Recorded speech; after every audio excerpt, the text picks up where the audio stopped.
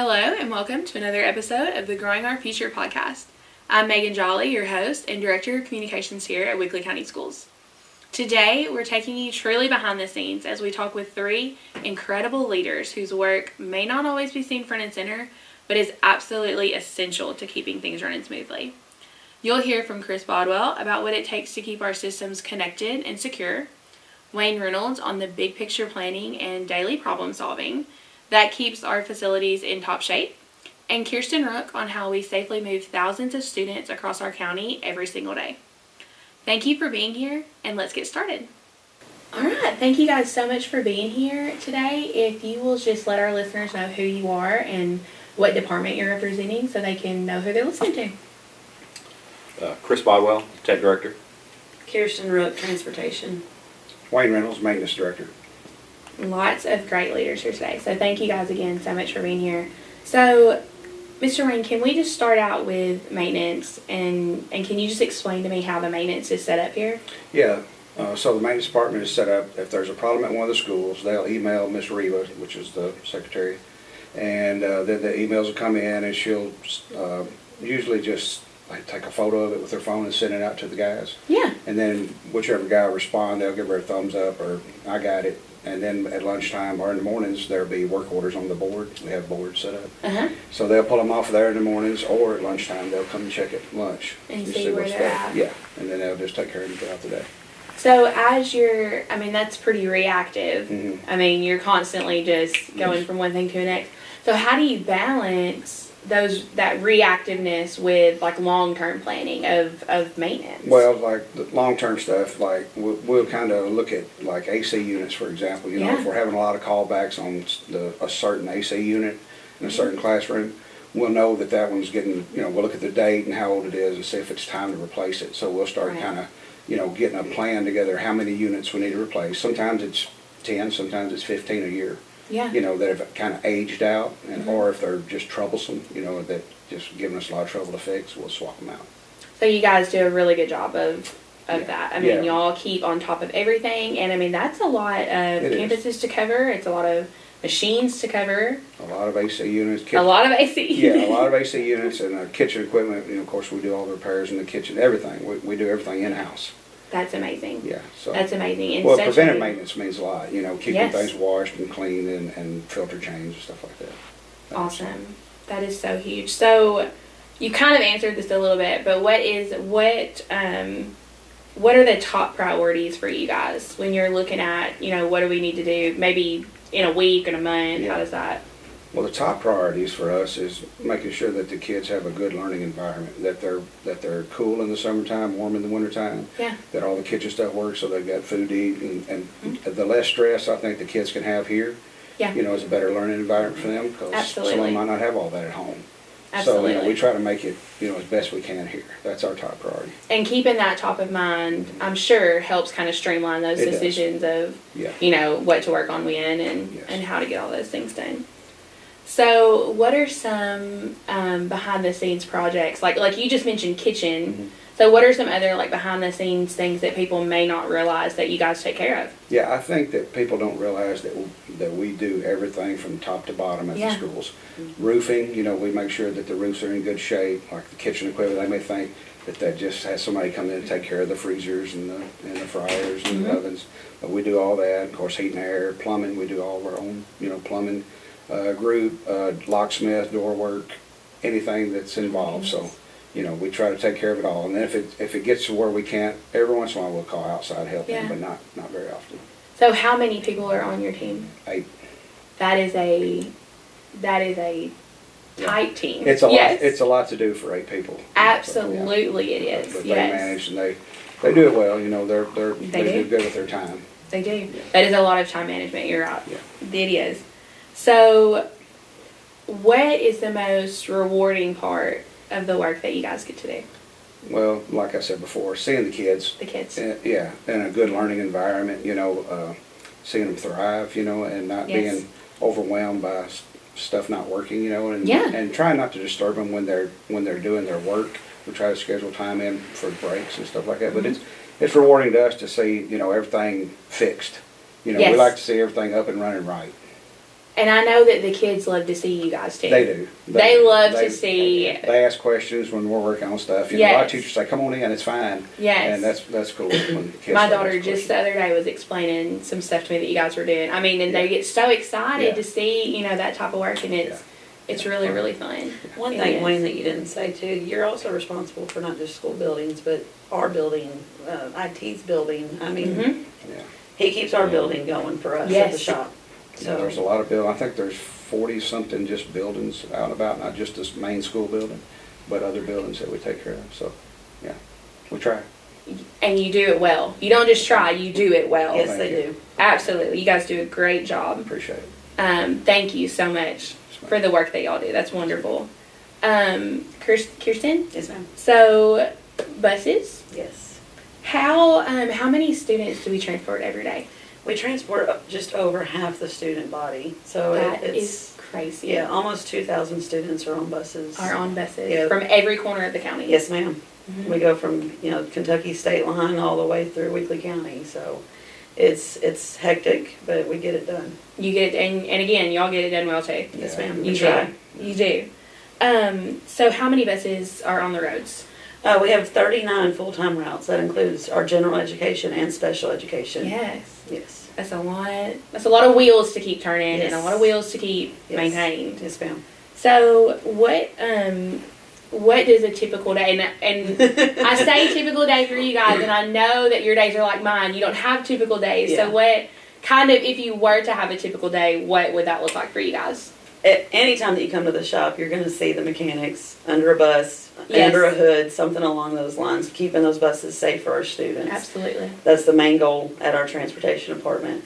We have crazy days. We can't help that. That's just going to come with it. Mm-hmm. But we get it done. We make sure that our buses pass inspection, that the kids have the best transportation they possibly can, and that our drivers are maintaining their vehicle like they're supposed to.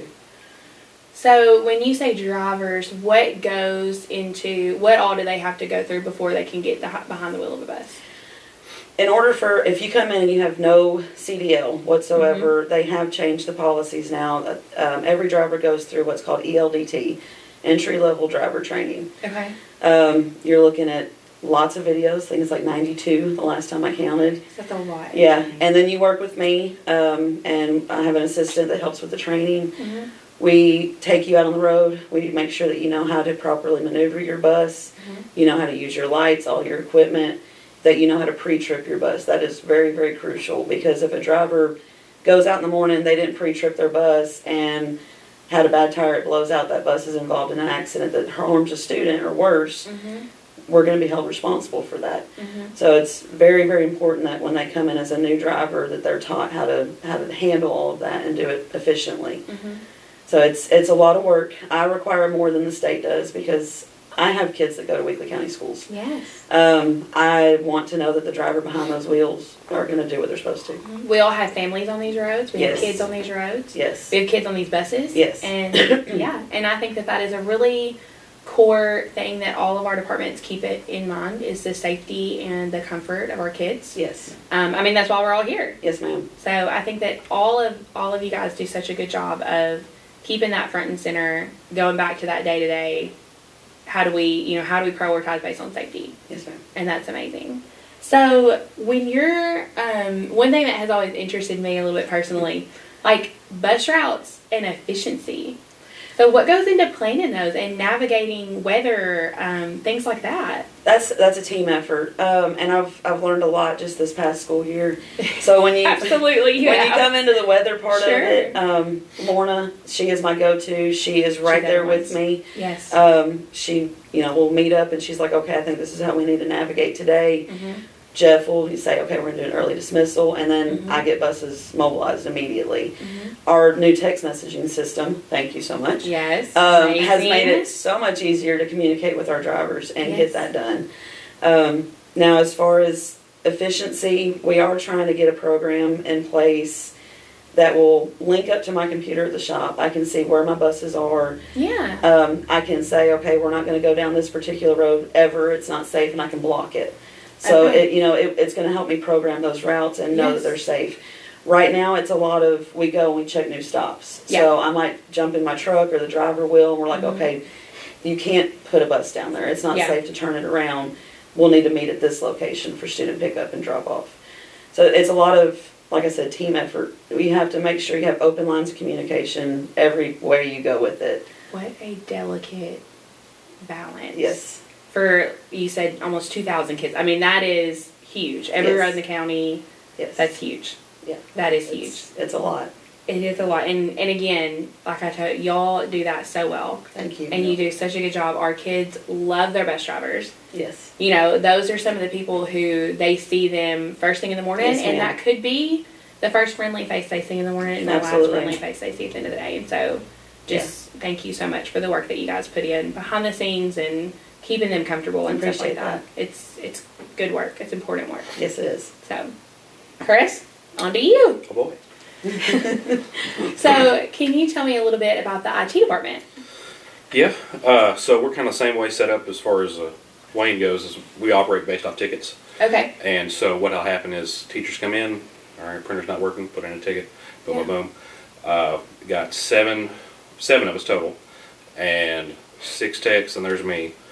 Each of them are assigned to their buildings. Mm-hmm.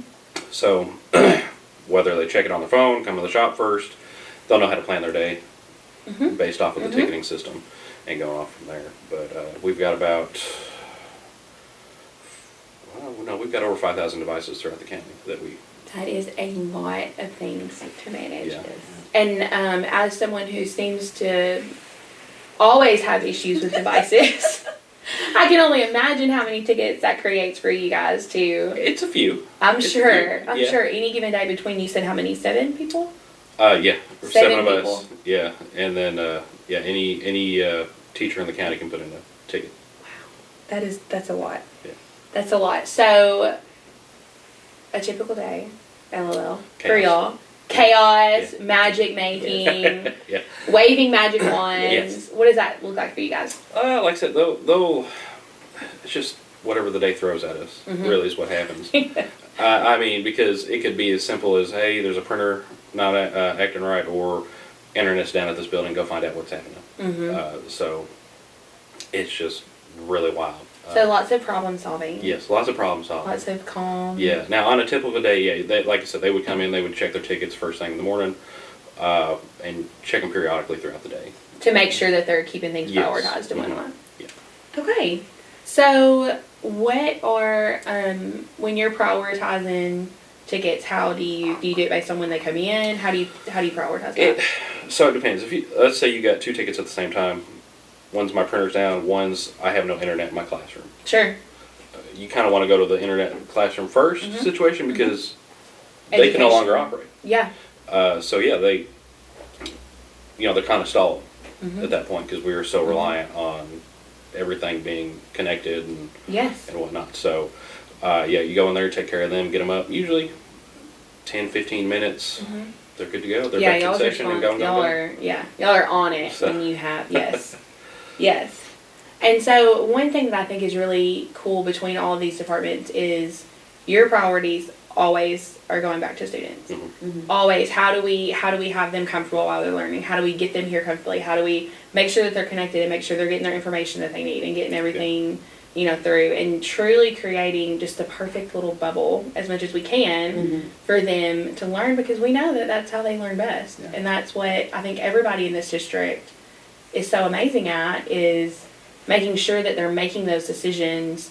And it's a constant minute by minute, it seems Yes. like, of a pivot of, how do we do this? How do we protect that? And I think that you guys do an amazing job of that. Thank you.